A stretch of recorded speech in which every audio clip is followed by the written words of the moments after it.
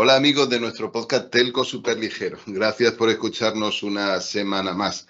Y esta es un poco especial porque volvemos después de una larga pausa que esperamos que nos sirva pues para de alguna forma cambiar o reenfocar, ¿no? Pues este espacio que nos gusta compartir con vosotros, este podcast.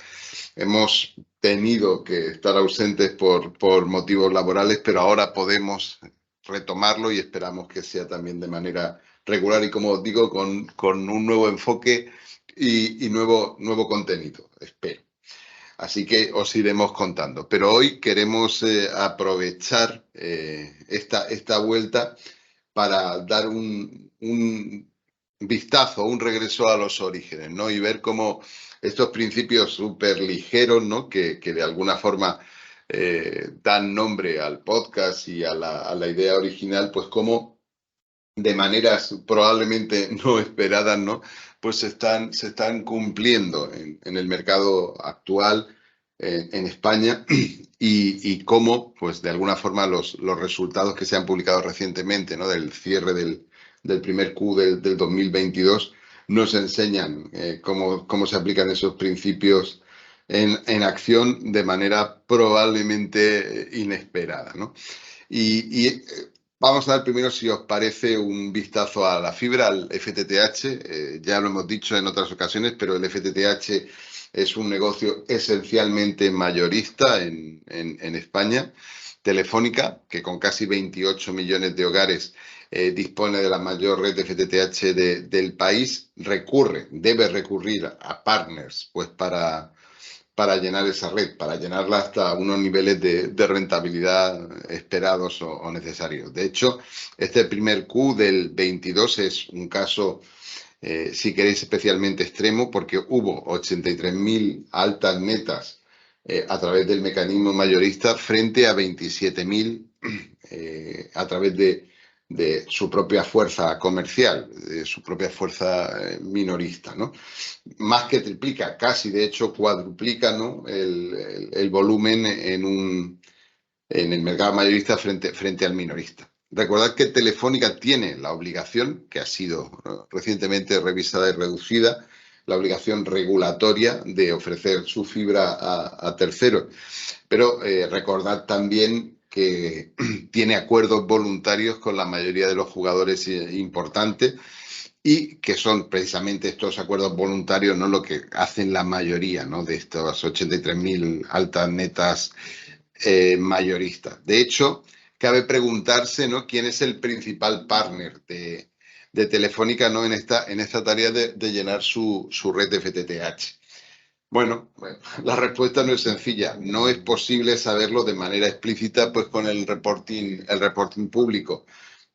Pero si juntamos notas de prensa y cruzamos datos, creo que podemos apostar por Digi. De hecho, Digi declara en este primer Q del 22 95.000 altas netas de fibra, que como veis supera ligeramente, pero de manera notable, pues el número de altas netas mayoristas que da la propia Telefónica. Esto, que podría parecer contradictorio, pues no lo es tanto, porque Digi también ha publicado, ¿no? su intención, de hecho, su estrategia de desplegar de manera paralela a Telefónica allá donde lo considere conveniente y probablemente rentable. Lo que no sabemos es efectivamente cuál es ese mix entre el despliegue entre red propia y red de Telefónica. Pero bueno, ya investigaremos sobre ello. Y es precisamente este equilibrio entre lo propio y lo que arrendas a tercero, pues una de las características que también nos gusta llamar características superligeras. Ese balance entre infra propia e infra de terceros está justo, ¿no? en el corazón de cuál debe ser tu estrategia super ligero, ¿no?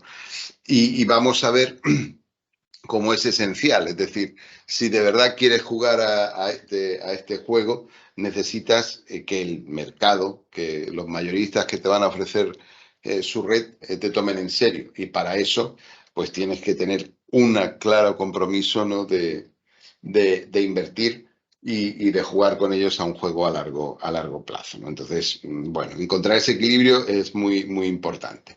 Miremos también la foto ahora con el segundo principal operador de fibra en España, que es Orange. Orange tiene en este momento 16,3 millones de hogares pasados y es, pues, como veis, una red amplísima, la segunda de España. También, y aquí estamos viendo también cifras que reportan, eh, también tiene un importante mercado mayorista. La situación no es tan acusada como en el caso de Telefónica, hablamos de volúmenes diferentes, pero lo que sí vemos es que el número de altas netas, Q tras Q, en ambos tipos de mercado, en el minorista y en el mayorista, pues es muy similar, muy similar. Incluso en algunos Qs, y en el caso de Orange, hay más altas netas mayoristas que minoristas, aunque esa no es la tónica general. Pero hay un caso, hay un factor importante sobre el que quiero llamar vuestra atención, y es que en este último Q, en el primer Q del año 22, tenemos menos 48.000 altas netas mayoristas. Es decir, hay menos accesos mayoristas de los que había al empezar el Q. Y esto ha pasado con anterioridad en otros años. Pues, por ejemplo, en el 2019 ocurrió varias veces. Es difícil explicar esto y el reporting, pues, no da detalles sin tener en cuenta otra de las características súper ligero, ¿no? que quería compartir con vosotros, y es la sofisticación. Es decir, esto pasa porque muy probablemente estemos asistiendo a los efectos de regularizaciones entre Orange, el propietario de la red principal, y el que probablemente es su principal socio, ¿no? en esta tarea de llenar la red, que podemos conjeturar que es MásMóvil. Y sabéis que ambos tienen, porque se ha publicado, pues relaciones sofisticadas, ¿no? que incluyen la coinversión y la permuta de unidades. Y esta es, insisto, una de las características clave también del mercado español, en tanto como mercado súper ligero, que es la sofisticación, es decir, la necesidad de identificar nuevos modelos de relación, nuevos modelos de negocio, y también a nuevos jugadores, ¿no? que van a entrar en ese negocio. Hemos hablado de fibra, pero en el móvil podemos encontrar ejemplos claros. Bueno, en el móvil es más difícil porque es un mercado, si queréis, más maduro, y en el que es difícil encontrar esas tendencias o esas curvas en ese, ¿no? que nos permiten explicar muchas cosas. Pero sí hay efectos claros e importantes, ¿no? Y quiero poner encima de la mesa el caso de Lowi y Vodafone. Como sabéis, Lowi es la segunda marca de Vodafone, y ha crecido de manera muy acelerada, pues hasta tener 1,5 millones de clientes de los 11 y pico que declara Vodafone tener. El número de altas netas en el último año para el caso de Lowi es sistemáticamente mayor que el total de las altas netas que declara Vodafone, que incluyen las de Lowi, ¿no? Pues en este último Q, pues estaríamos hablando de en torno a unas 82.000 altas netas. En el anterior hablamos de 83.000 para el caso de Lowi, que exceden pues el valor total de las altas de Vodafone. Es decir, el segmento que crece en el caso de Vodafone, pues es Lowi. El resto de marcas, en este caso la marca principal, pues debe de crecer, con la excepción del segundo Q, que, como sabéis, en el caso de Vodafone corresponde con el Q veraniego. Y bueno, pues hay un pico tradicionalmente ahí de incremento de altas estacional, pues asociado al verano en España.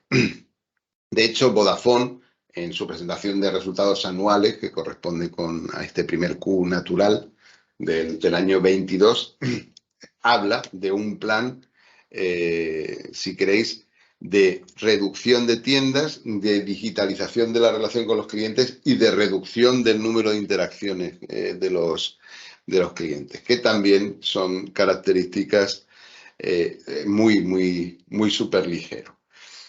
Lowy, como sabéis, es una marca que se lanzó de manera estrictamente digital. De hecho, la conexión con el resto de la infraestructura y el resto de la operación de Vodafone, pues es a través del mismo enabler que usan los operadores móviles virtuales para conectarse a Vodafone. Podría ser un ejemplo claro, sería Finetworks.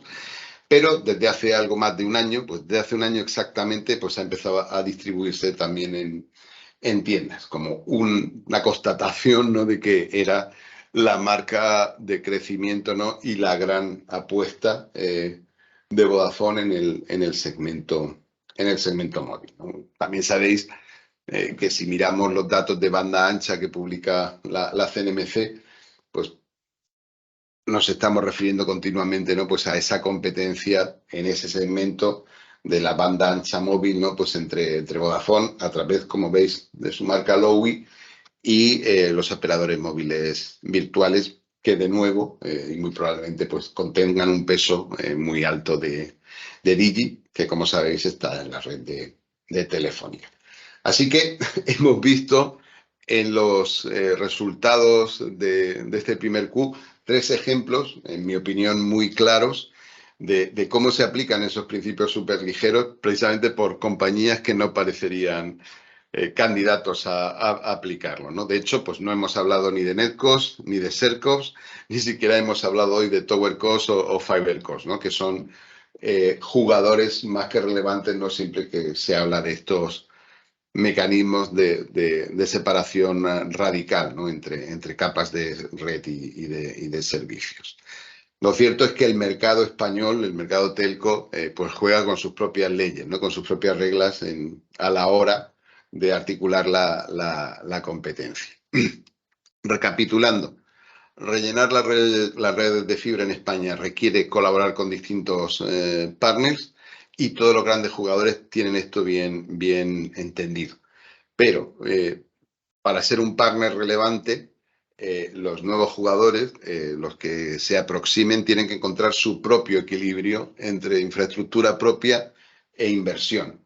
Y eso, bueno, pues es una característica, como os digo, súper ligero. En la búsqueda de ese equilibrio vamos a identificar otra característica propia, que es la sofisticación. Es necesario explorar nuevos modelos de negocio, nuevos modelos alternativos de relación, la realización de acuerdos de coinversión y muy probablemente la entrada de nuevos jugadores con distintos papeles, desde el meramente financiero pues hasta algunos más operativos, ¿no?